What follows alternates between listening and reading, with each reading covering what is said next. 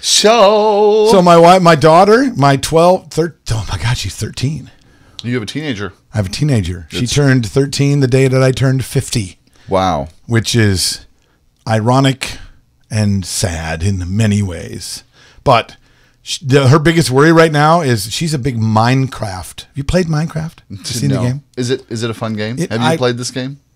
Once again, I sound like my father talking about me, what the stuff I was into when I was 13. But I've seen the game, and it looks like virtual Legos. Oh. You build stuff and things, and you dig into the earth, and you're attacked by zombies, and it's a weird game. It's weird. The kids are crazy for it. But it's huge crazy for it. Every kid that she knows is into it. All of my nieces and nephews are into it. My daughter is into it. And her big worry right now is around Minecraft because Minecraft got bought by Microsoft. Whoa. Yeah. $2.5 billion. In fact, the way my daughter said it was Microsoft bought Minecraft for $2.5 billion. Does she even get how much that is? No, but it is a lot. Neither do we, I don't think. I know. I can't imagine $1 million sitting in front of me, much less $2.5 billion. And what was her opinion of that? She's sure that Microsoft is going to ruin it. Microsoft will ruin her beloved Minecraft. Did you ask her why? No, I suppose I should have, but she had that sound in her voice that people who think that Microsoft is the evil empire have. Right. As if it just became, it was just like she was present to the fact that Microsoft is an evil empire. Even though I don't know if I ask her, do you know what Microsoft is? I don't think she could say, well, they're in charge of the PC world, well, that would be. It would be really interesting if she's like parroting something or repeating something that she's heard or that she's picked up or something like that. That this would make it inherently somehow bad. Like where she got that? Yeah, follow up because there is something that happens that when a company becomes big, that even if there isn't evidence to support it, there's a conversation that begins. Well, they're evil, or they've done something. If they've done something poorly, or they've wronged me, and they're just this big evil company. Just like I thought it was I heard on a news story. There were people protesting. Oh, they were protesting climate change, or you know what I mean? Like kind of what corporations stop changing climate. Right. Well, I'll stand you with a picket until you stop changing, Mr. Climate. That wasn't necessarily their protest. No, their protest is getting like companies, but it was how they were speaking is what I'm interested in. Not like whose side who is on. Okay, that's not what's interesting about this. But they were saying evil corporations don't care about climate change is what they were saying. Right. And I was thinking to myself, well, see, the thing is, if you just say evil corporation, like, oh, the evil corporation of the Bill and Jason show, right? That kind of removes us from the equation because now it's this entity that's apart from us, so you and I can go, it's not us they're speaking of. It is the corporation. Maybe we should have a regular conversation of what the evil corporation of Bill and Jason show has done to the world. You mean if we get big? No, we'll just talk as if we are. Oh, okay. Okay. And whenever we want to blame something on something, we'll talk about the corporate Bill and Jason show. Right. So welcome to the Bill and Jason show. I'm Jason Jones. That's Bill Hermann. Hi. And leave your comments and thoughts. Let us know. When a company gets really, really big, does that just innately make them evil? Like does Microsoft now the evil empire because they're big? I've heard people having like unfounded ill opinions of organizations like in the nonprofit world. And it's like, because they're this big, horrible giant. Big, horrible giant. Don't you wish that you had a machine that was generating that much money for your nonprofit? Well, yes. Well, but then you would be the evil giant, the big evil nonprofit giant doing. And yes, you would. So stay small. It's America. like the evil. There's the evil do-gooder. It's just very bizarre to me. It's like think small or you'll be evil.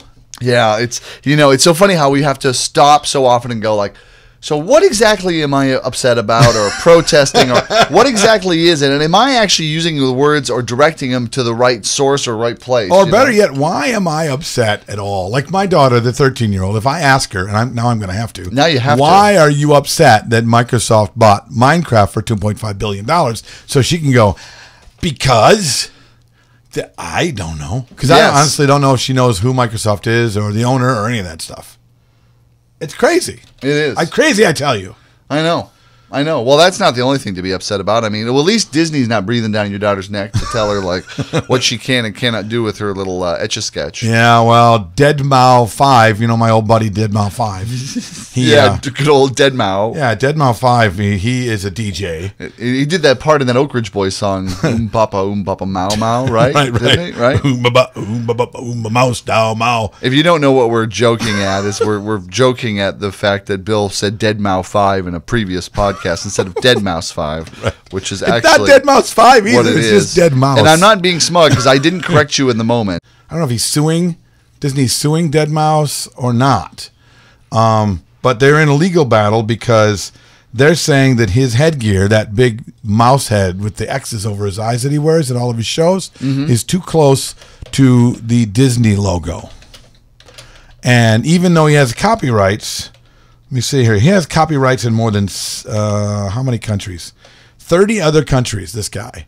30 countries for his dead mouse headgear logo. Disney says they're not going to let him have it here. They're fighting the trademark patent office for that and saying he can't do that here. Well, yeah, and what's fascinating is that it's been 10 years that they've been using this? 10 years they've been doing it in other countries. So they're blocking his trademark at the U.S. Patent and Trademark Office because they said they've had their thing for over 60 years, and Deadmau5 would damage business for Disney in the U.S. and around the world. Even though they've been around the world, to 30 different countries and hasn't really damaged Disney at all. No, right? Oh, yeah, because it's like, they're controversial and dangerous and corruptive of children, unlike Disney programs. And so they're worried that might actually, people would get confused. Because, the whole idea behind trademarking is for consumers not to be, it's not for you as a business person to protect your interests. It is so that consumers don't get confused.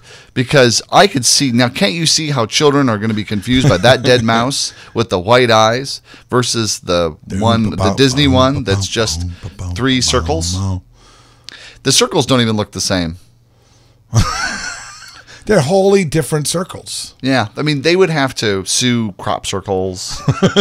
They would have to sue anybody who, the Olympics. I mean, Olympics is one circle away from looking like Disney. That's true. And they're like, it's like Disney, it's like Mickey with droopy ears with a big wart. I like that. Well, and then Deadmau5, according to the stuff on TMZ, is not worried at all. Well, of course, they shouldn't be. And of course they shouldn't be because he's getting a lot of press out of this. Right. Just like Al Franken. Al Franken wrote one of his political books and put at the center of it Rush Limbaugh. No, the guy in Fox. Bill O'Reilly. There you go. Okay, so he wrote a book, put Bill O'Reilly at the center of it, and right. He's like, nah, Bill O'Reilly's a big dummy. Right. That was his whole thesis of his book, right? And then Bill O'Reilly's like threatened, he was reading The Tipping Point at the time, and he was thinking, what is the tipping point in my book? How can I get a tipping point for my book where it tips into like everybody reading it and wanting to buy it? Right. And then Bill O'Reilly says, we're going to sue you. And so he responded to the Bill O'Reilly lawyers by saying, please sue me. It's like my tipping point. So I don't know. I don't even remember how that turned out, but it's like sometimes it's good to get sued. So if you'd like to sue the Bill and Jason Show, right. Go to the comments below and tell us about why we should be sued and be tipped over into as many as 300-400 listeners. But only if you have a publicist and plan on like releasing this to the media. Yeah, because it should be a national suit if you're going to do it. Well, not a national suit. It should be like a small claims court suit, but you should have national coverage of this. Or we're just going to roll over and you're not going to do much. CNN not going to get any money from that. us. Right. We got nothing. Oh, I'm sorry. We're rich. Exactly. Can't you tell by how we dress? Yeah, like we just rolled out of bed. Anyway, let's take a break. Okay, you've been listening to the Bill and Jason Show. Have you had this conversation? Hey, Bill. Yes, Jason? Have you got your tickets yet for the Mobile Beat 2015? No, I haven't. They're only $1. I bought mine today. I haven't yet. That's amazing. I should. Are you going to do that now? Yes. Great. Okay. Have you had that conversation? No, I haven't. Oh. Well, what are you going to do? Only for a time. See you there. And back. Yes, I do. You ever notice that? Yes, I have. There, the like button on the on Facebook. On Facebook. Facebook's got like buttons for everything. Anything you post can be liked, or can be shared, or can be commented on. I've been stressing out a little bit. I know this like because I know a lot about. I'm an expert on Facebook, so I'm glad you have me on the show. Well, you're what they would call a power user. I am. Okay. You're using it like powerfully all the time. Oh, thanks, man. Yeah, you're always in there. You're always on Facebook. Going. Always liking things. One of the things that typing. I'm starting to get a little I don't know how to use the like button. Like, for instance, when somebody posts something sad, like my dog died, my beloved dog, I feel apprehensive to click like. Like, I like your dog died. I like that. Yay, I like that. Because what am I saying when I click like? I have cancer. Like. Right. Yeah, exactly. It's what is it saying? What is like really, really saying? My uncle lost a limb. Like. I think that you brought up earlier that the people said there should be a dislike button. Yeah, and I disagree. I disagree with that too. The internet is filled with negativity. You can find negativity by sneezing on your screen. Okay? Oh yeah, exactly. It's everywhere. So why would you add something to make it more negative by adding I like this, but I hate that? Well, right, and nobody needs any more hate in the world. Don't empower the haters. We are the world. Don't empower the haters. What I think it would be nice, though, what do you think of this idea for a button edition? If Facebook added a bummer. Like and bummer. Or even add bummer man. You know what I mean? Where it's like, oh, bummer man. So if it's a sad thing, that would be like an appropriate response. So maybe that would be the bummer, Southern California Facebook. Dude. Oh, you could have bummer dude. Oh, man. Or maybe since you can pick all the emoticons, you could choose what that other like button would be. I like it, but I have an angry face. Well, no, not a face, but just like it would be like it would be a bummer thing. You would just choose like bummer dude, bummer man, bummer girl, bummer girlfriend, bummer BFF, whatever.